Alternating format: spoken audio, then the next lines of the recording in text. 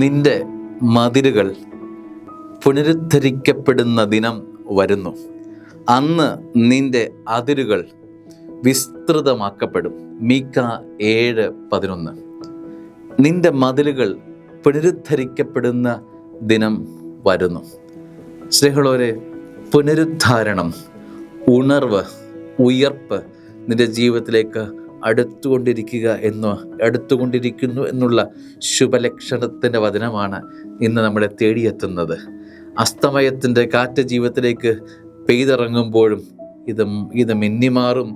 ഇനി പുനരുദ്ധാനത്തിൻ്റെ, നന്മയുടെ, ഉണർവിൻ്റെ ദിനങ്ങളാണ് നിന്നെ കാത്തിരിക്കുന്നത് എന്ന് സ്നേഹമുള്ളവരെ വചനം തരുന്ന ഒരു ബലമാണ്. സ്നേഹമുള്ള മാതാപിതാക്കളെ, പ്രിയ കുഞ്ഞുങ്ങളെ, ഏതവസ്ഥയിലാണ് വചനം നിങ്ങൾ സ്വീകരിക്കുന്ന അച്ഛനറിയില്ല.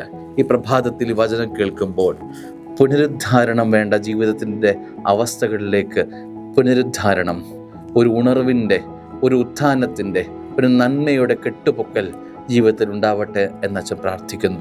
ശക്തി പ്രാപിക്കട്ടെ, ബലം പ്രാപിക്കട്ടെ. ആമേൻ.